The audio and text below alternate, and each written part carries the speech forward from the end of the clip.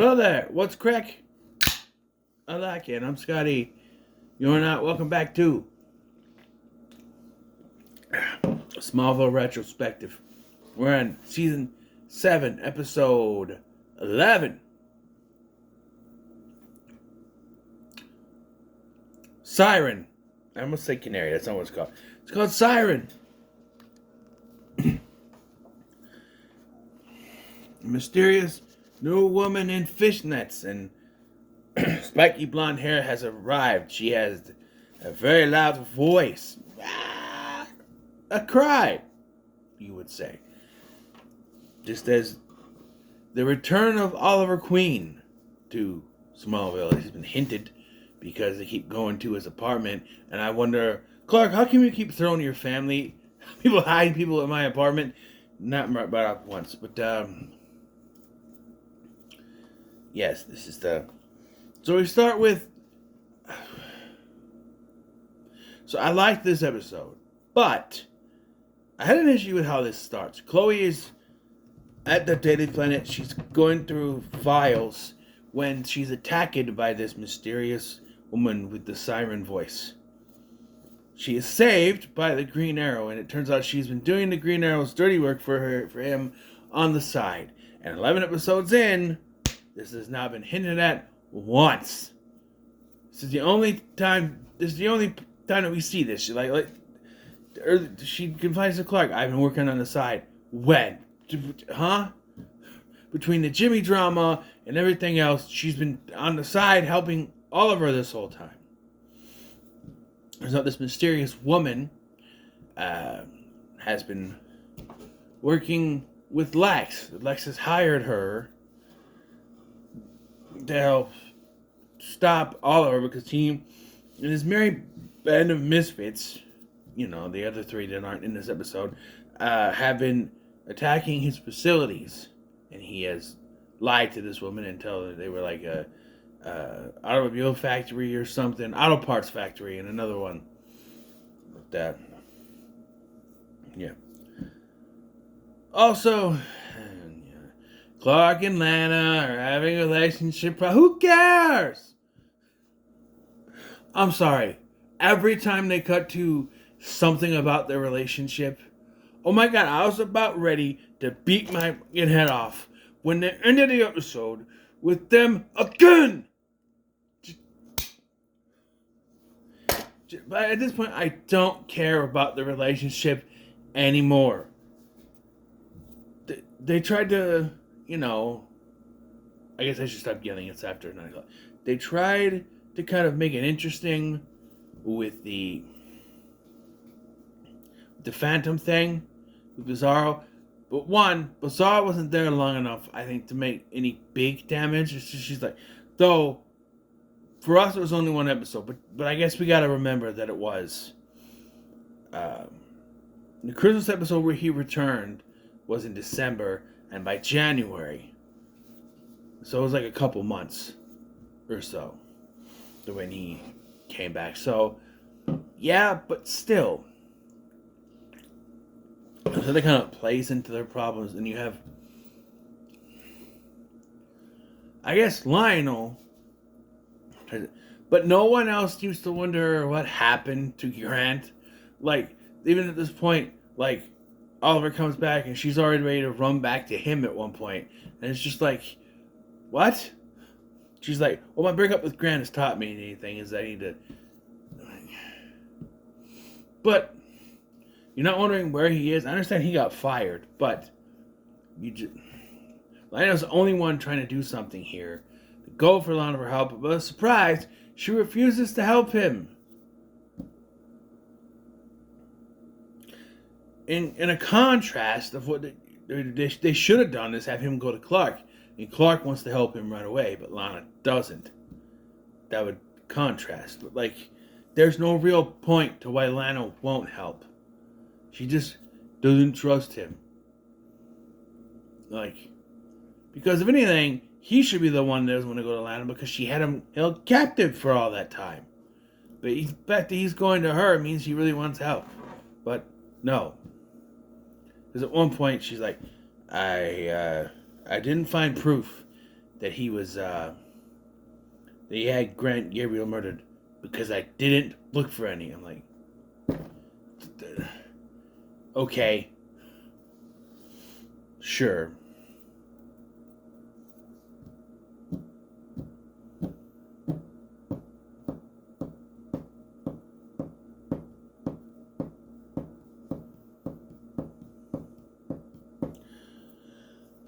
So just as Oliver and Lois were having a little rendezvous, he prepared a dinner because he knew she was going to come a-calling. They get knocked unconscious by the bird lady. Also, I want to point out, so this is obviously the Black Canary, Dinah Lance. So I'm assuming this is Laurel Lance's mother, so we're in this universe where this is Dinah, which is weird because Oliver is usually with Laurel, but whatever.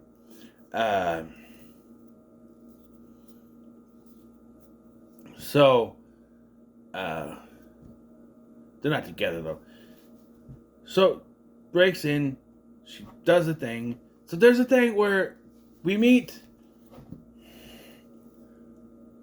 There's Dinah Lance, who works at the Daily Planet, and this just reminds me of the earlier seasons with the random characters who were there the whole time, but like we don't see them until they're important to the plot. That's what this is. Like they imply she's been working there at the planet this whole time, though we have not seen her once, and she's in the most fakest looking wig I've ever seen.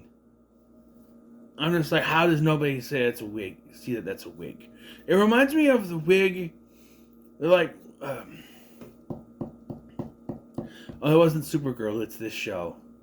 There's an episode later on this season, this alternate universe, where Kara is the one living double. I won't go too much into it, but like, she's got the wig, and it's like, right? Or the fake wig that Helen Slater has in the Supergirl movie. It's like, you know? I don't know. Why they can't tell it's a wig, I don't know. But like Chloe's looking through the database at all the blonde people she can find, and not one of them's matching at all. Ugh. Also, like, there's a whole thing with Lana where him and Lana, they're avoiding each other so they go opposite directions. He's bringing Chloe sandwiches she does not like. Ham and Swiss. Who the fuck doesn't like ham and Swiss? She doesn't like ham and Swiss. Again, every time I gotta tell you, it's like, I had to get out of there. It's too awkward. I get it. Sure.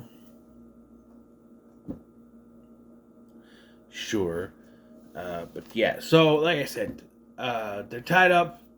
Oliver and Lois are tied up. She now knows he's the Green Arrow, and she does call out the fact that, wait a minute, I kissed the Green Arrow, and he was standing right next to me. She goes, he's like, yeah, don't remind me about that, or something like that. Like, I'm just like, but she doesn't ask who it was. But then who was I kissing? And he was Clark. But no, you gotta play like, he's not gonna, I don't know. Then she gets knocked out before anything can happen. And so this is confusing because the whole thing is she's got to bring the Green Arrow to Lex. But then we cut to, they figure out that it's Dinah. So Chloe hacks into the bank account, stops the money transfer from happening. But my question is, like, she's like, I need a money payment before anything. So then she is somehow able to track it to the Daily Planet. Somehow it doesn't go directly to Lex after this. Doesn't make any sense. Her and Clark have a confrontation. Who tries to explain that the Green Arrow is the good guy and Lex is not. And then she goes to bring the Green Arrow to Lex, and she confronts him. It's like, your auto parts factory doesn't sell auto parts, doesn't make auto parts, and your other factory doesn't do this and this. So he shoots her, but it is but a scratch apparently. But where is Green Arrow? Look behind you. That was a stupid line. But anyway. And yeah, so they were in on it. Because Clark and Chloe get the click tower apartment thingy. Oliver's loft. It's a loft, not an apartment. The loft. And find Lois still knocked out, and it's funny, she tries to hide. Oh, hey, look outside. It's a beautiful night. Beautiful night. What about in here? Oh, yeah, but who moons lights without archery? Trying to hide it. They just don't. When they know, they're like, we should just let it go. Not bring it up. Gonna give each other a look there. And then, like, I don't know what happened. I woke up and they're both gone. So at some point, she went back and talked to him, and they worked out a plan to go after Lex. And during this whole thing, there's a slow-mo shots, and okay, when you fire a gun, you do not see fire things pop out of the front of it. Why are they showing? It slows down, you see fire pop out of it. That's not how it works. I know that that's what happens inside, but on the outside, no. And then Clark shows up, and yes, Lois got knocked out again. Clark showed up. I had to mention that. Clark shows up and he saves them. Saves Donovan getting shot again. And yeah, that's it. They save the day. That's it. They're done. Like, what did this prove? I also Lionel threatened to tell Clark the truth about what Lana was doing. So Lana, she confessed everything to Clark and told him the truth, because she already told the Bizarro. So tell him now. And he thought this. And so now we have the end things where Oliver wants to keep it going, but she goes, no, the dual identity thing, it's not going to work, and they walk away from it. And then she has a conversation with Clark where it's like, he's like, you should give it a try. No, the dual identity thing, it's just not going to work, which makes him think. And then there's a scene where they recruit, she says she's done with the fishnets and she's going to move on. And then, well, wait, Oliver and his boys could use a babysitter. Oh, it's true, you could use some help. She's like, okay, but what about you? He goes, not yet. And this whole him being separate from them would work if he was Batman, because that's Batman's thing. Even in the animated series where he's like, I'll be a part of the Justice League, but if you need me, call me. Superman, I don't know. He's not Superman yet, but I don't know. He's got to be separate because it's his show. So I don't know. But yeah. That's a good place to end, right? Fuck no! Because we can't end the episode without another scene of Clark and Lana. Oh no! So Clark comes home, and I'm like, just beat myself with this. It's just like, come on. I don't care anymore. I just don't care. Break up, stay together, both explode. I don't care about this relationship anymore. It's will they, won't they for 7 fucking years. It's what ruined Ross and Rachel. Only they don't have an 8-page front and back letter ruining things. You don't have someone saying the wrong name at a wedding or anything. This is will they, won't they of a relationship we know won't they. It's not like Ross and Rachel where they could possibly get together in the end. We know Clark and Lana do not get together. We know it's Clark and Lois. And it's another one that's hard to invest in. Lois's love interest is too. But we know they're just guys she's going to move on from, She's never going to be with Grant. She's never going to be with Oliver, Aquaman, whatever. But when you keep shoving Lana down our throats time after time, and you play this relationship drama stuff, in a relationship we know is never going to work because that's not who Clark is destined to be with. Right? Because it's supposed to be Lois. And they wait so long. They don't even pull the trigger next season because, we will get to that. But, like, it's just like, I don't care about their relationship anymore. I just don't. And it's gone to the point where I don't care if it ends. I don't care if they stay together. I just don't care. But I guess I should tell what the scene is, even though I don't care. He walks in and she's getting ready to leave. And so they have a little conversation. Basically ends with him saying, "Stay with me." Though that song hasn't come out yet, but they tell her to stay. And then we just cut to an outside shot of the farm. And that's it. There's no resolution to that. She's going to go stay with Chloe, even though that doesn't make sense. Because if you remember, Chloe is still kind of mad at her for stuff from earlier that I can't remember off the top of my head right now. But they are mad at each other. But now it's just like, oh, because she lied about spying on Lex. That's what the whole thing was. But now she's going to go stay with Chloe, who lives above the town. Yes? So she's staying in that little ass apartment with Chloe? Isn't that where she lives? Well, right? I don't know. Last time we saw the town, it was during the earthquake, bang boom sex scene. So I don't know. I'll give it the same score as the last one, 2.5. No, that's not fair. I'll give it a 3.